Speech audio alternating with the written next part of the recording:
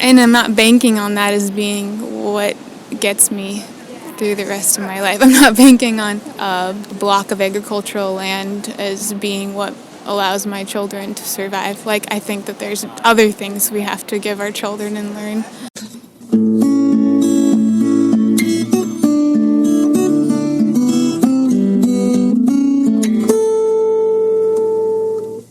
Welcome to the 294th installment of Ear to the Ground, the Land Stewardship Project's podcast on family farming, regenerative agriculture, regional food systems, and local democracy.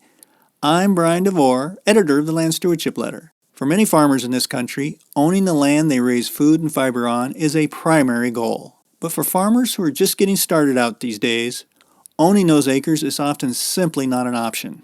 Sky-high real estate prices, among other obstacles, are making land access a major problem in agriculture. That's become clear during the more than 2 decades LSP has been offering its Farm Beginnings course. This program provides participants training in holistic planning, business management, innovative marketing, and goal setting. It also sets students up with mentors who are already established in their farming enterprises and have valuable insights to share. It's been a very successful program with around 1,000 graduates to its credit in the Minnesota, Western Wisconsin region alone. It's become a national model for other community-based beginning farmer programs. However, many wannabe farmers run into a brick wall upon graduation when they begin seeking to purchase or even rent land. That's why in recent years, LSP has been working with other groups to investigate land access options that don't rely on the traditional individual owner model. And Farm Beginnings graduates themselves are coming up with some creative ways to get access to land. Take, for example, Josie Tropel and Arlo Hark. Since graduating from Farm Beginnings in 2019, they've been operating a kind of decentralized sheep grazing operation that does not rely on them owning or even renting land. Throughout the growing season, they rotate their herd of around 120 lambs and ewes amongst a series of solar arrays owned by various entities in southern Minnesota. To the solar industry, those sheep represent a way to manage undesirable vegetation and promote the kind of ground cover that makes the panel more efficient, all while building the kind of healthy soil that manages water better. They're also living proof that solar production and working farmland are not mutually exclusive. An important message to convey as rural residents raise concerns about how much land panel arrays could eventually occupy. To Josie and Arlo, who are both in their late 20s, solar grazing offers a way to overcome one of the biggest barriers beginning farmers face: access to land. They see it as a way to not only raise meat and wool profitably with minimal overhead, but to create a model for farmland access that's not anchored to individual ownership. And given the key role reintegrating livestock onto the land can play in building soil health, the couple feel that such a model offers a way to have a positive impact on as many acres as possible. Arlo grew up on a hobby farm in Northfield, Minnesota, and Josie's family raised beef and hay in southern Washington, where she grew up. The past few years, they've been providing grazing services to vegetable farms and orchards looking to manage and restore their soils. But it's the forage provided under solar panels that seems to offer the most potential for expanding their business, which is called Cannon Valley Grazers. In a sense, solar arrays are ideally suited for rotational grazing of sheep. They stand 5 or 6 feet off the ground and have perimeter fencing around them. The panels provide shade for the animals, which reduces heat stress and water use. Depending on the ground cover, a group of roughly 100 sheep are able to service a 1 megawatt array, which is around 5 to 7 acres, in less than a week. The solar arrays Arlo and Josie sheep graze range in size from 5 to 20 acres, and the grazers charge for their services by the acre. They winter their flock at Sharing Our Roots, an incubator farm near Northfield that supports emerging and immigrant farmers as well as farmers of color. There's strong demand for the lamb they sell, and they've built up a customer list that includes restaurants and food co-ops. About a quarter of their income is generated from lamb sales, and Josie is working on developing a value-added wool company. I recently talked to Josie about this decentralized farming model and why they think it provides much more flexibility to experiment with different enterprises. She started our conversation by explaining that avoiding a land mortgage isn't just about economics. It's also steeped in some deep ecological and social justice beliefs as well. You really have, like I said, have been adamant about that you're not going to own land, that this is a way for you to pursue your farming dream without owning land. Can you describe that philosophy behind it? It's not just a purely ideal. There's some economics that are based on it, but also it sounds like it fits into kind of your quality of life. There's a lot of things that go into that. That I find that really interesting. It certainly is I think it's all three. It's ecological, social, and economic, because it does make sense from an economic standpoint for us to not own land right now. When it comes to ecological, I think we can make a bigger impact while we're not just in one space. And then from a social standpoint, I think, yes, it's ideal in its ideals or its values, but I think the context in which I'm coming at it from is pretty deep and rich. And, I have some family that came here as grazers from Europe, as grazers, grazing culture, and so it feels really deeply rooted in who I am and my people. But, there's this other flip side to it, which is that there's a lot of harm done on this continent in that period of time in the late 1800s. My family did access a lot of land for sheep grazing in South Dakota because of Homestead Act.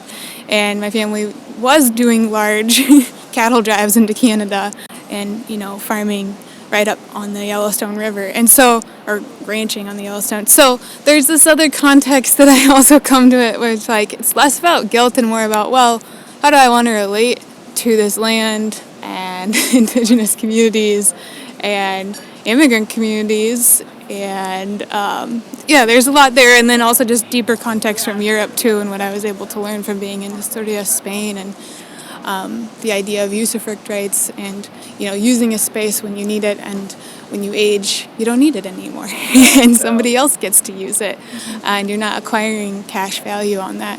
Yeah, and you're not running into that situation like you said in however many years, 40 years. Well, okay, now who are we going to transition this land off to? Right. And I'm not banking on that as being what gets me through the rest of my life. I'm not banking on a block of agricultural land as being what allows my children to survive. I think that there's other things we have to give our children and learn, rather than just economic value.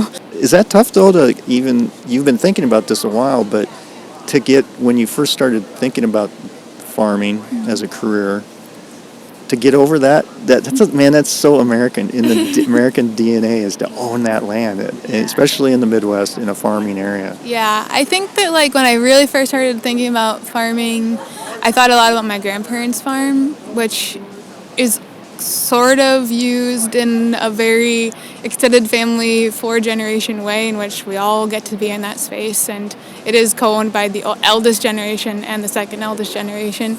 And I thought about that space being the space I would farm, and then I kept kind of running into some things of it's really hard to live in the West Coast right now from an ecological standpoint. Yeah. And I also thought a lot about the Cowlitz Indian community and tribal community that's there. And, there's other ways we can transfer that land as a family that's rooted in our values. I think that, there is sometimes this, escapist mindset of, well, it would just be easier if I could just have my own little place where I didn't have to communicate or interact with anyone else. And that's, I think, what that is sort of rooted in a little bit. Yeah. But from my experience of sharing our roots and that 100 acres, I've had hugely impactful relationships built in that space where, there's different people coming from different corners of the earth that get to be in the same space and gain a little bit of that sense of, sovereignty, that, they get that connection with earth, but you're not just going to escape. Talking to you and Arlo, that's the sense I got, was this model requires a lot of communication, writing up good contracts, communicating with the folks, getting that text maybe when you don't want to get it saying, oh, the sheep are tangled in there's a lot of communication. You can't just kind of do your own thing and not communicate with anybody for a week or whatever.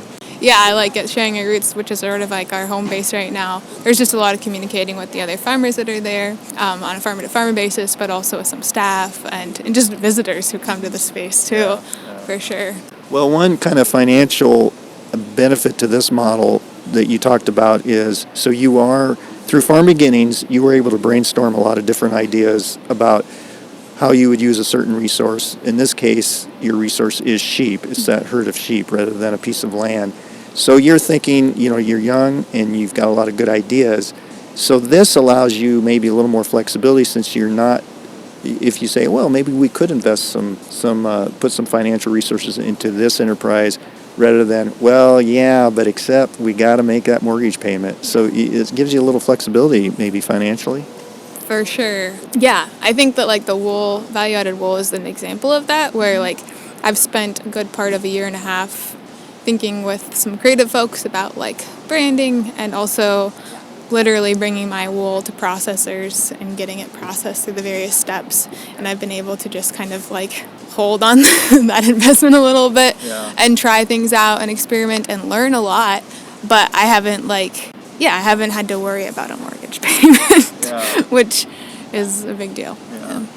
One of the things just with working with the solar companies is you guys says that over the past couple of years you've got a little bit better at kind of making this more attractive to them, because it's not a big thing in the upper Midwest yet. Apparently it's a big thing in the East Coast, fairly big thing, and in the South a little bit more.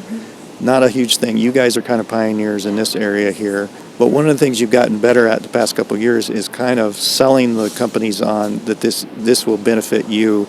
It will cut down on your mower costs, your other maintenance costs, and won't do damage to the facilities. But also, and I think this is a really big one, there's been a little pushback in rural areas against solar arrays because it's seen as taking land out of production, farmland out of working production.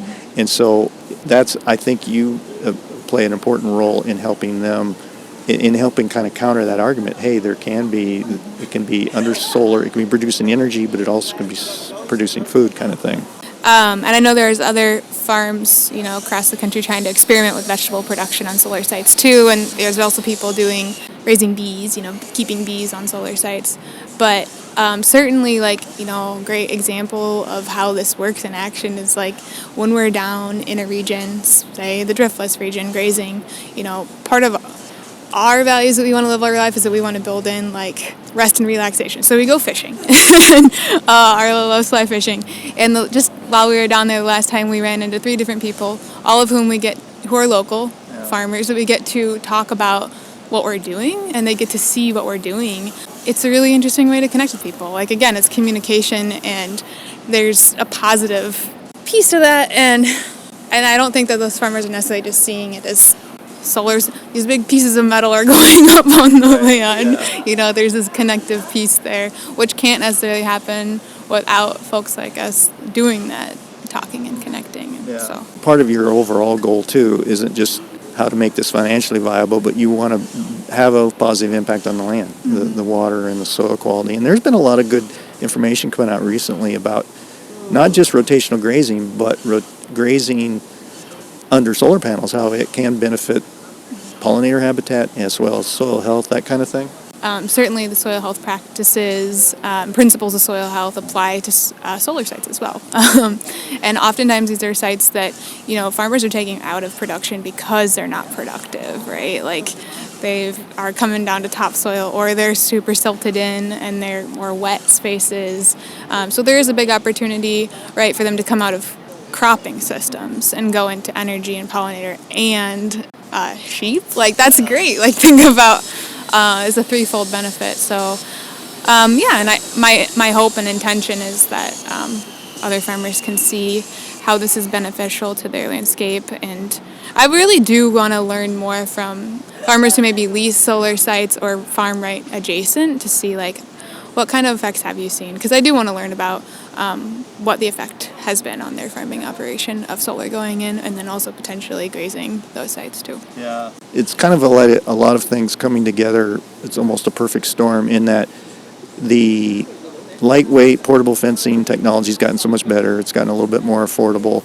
We have a lot of solar arrays going in, particularly here in Minnesota, but around the upper Midwest. Then we're also seeing more folks like you who are saying, we don't necessarily have to have access to land. We can move the livestock to the land, and somebody else can be paying that mortgage on it. But the other thing I think that's really important is, and there's been advances in rotational grazing and adaptive grazing and all that. But the other thing that I think that's kind of, there's the local food movement. There's more demand for local meats, which I know you guys have benefited from. But I think the other issue that's really for beginning farmers like yourselves who are able to use adaptive grazing to improve what would be considered marginal farmland is you don't need something with a high corn suitability rating. You can go in on some rough ground. Like you said, a lot of these solar arrays maybe were already being put on rough ground. So that's an important piece, I think. For sure, yeah. And I think from the get, like, we've never had a perfect prime pasture for our animals. We never have. Like, whether it's been space that's overgrown or has been previously grazed and probably needs a reseed, or something that's getting established, no matter if it's on a solar site or not, we've always been in these sort of like stranger scenarios. And that's honestly contributed to our breed selection, to really narrow in on a breed that can gain and do well and stay really healthy on these types of spaces, because they're not ideal and they're not prime whatsoever. Well, you mentioned something, right? You were in Spain, in a mountainous area of Spain, and kind of saw people utilizing not prime land to make a living, kind of. Yeah, there's always been people who have been pushed to different areas that are not prime spaces, and then the extreme of that is people being completely displaced. But for some people, maybe more peasant culture, people who have to work within their means and less productive spaces, yes, and that's the example that I got to see and live and feel in Spain, in the mountain culture there. You have any advice for somebody who might be it doesn't have to be specifically solar grazing or whatever, but this kind of model where it's decentralized, and any tips for, I know you're kind of just hitting your stride this year, but you've learned some hard lessons, I know, already. Yeah. I think it's really mostly about relationships, like whether you're going to be doing it for pay or just for easier land access. Like, whatever the exchange looks like, it's going to involve a relationship. And so that's super key, is being able to, put relationships first and think about who's in your network. Or, even if it's just somebody you just barely know, or you think that seems like a nice person, or they're another farmer and they feel like part of your community, like, it's likely that they might be interested in collaborating. So even if it's on a super micro scale, or even say like with ducks or chickens, like whatever it could be, I think that there's a potential, and animals deserve to be in much of the landscape, and they're not right now. Yeah. Well, that's a good point. That reminded me of is through Farm Beginnings, you were able to network with a lot of folks. Sounds like it was a really key piece of the class. For sure, yeah. With other farmers who were, beginning and emerging, and then also just how we got into Farm Beginnings was through farm relationships that we had built up. Yep. And you were able to you had a little bit of a rough idea of what you wanted to do coming in, but it helped really solidify what you really were going to zero in on, because that happens a lot. People have so many ideas, boundless energy, they think, but it sounds like it was able to help you solidify your ideas a little bit through the class. Certainly, yeah. It really helped us narrow in on, maybe we spent a few years doing vegetables for other people and we don't really want to do that ourselves. We're like, well, we could try this other thing, but it really did help us narrow in on a specific enterprise and get good at it. And now we're getting good at that first one, or getting better at it, and we're able to kind of begin to build a couple other things. So yeah, you said you learned what you didn't want to do, maybe. Yes, exactly.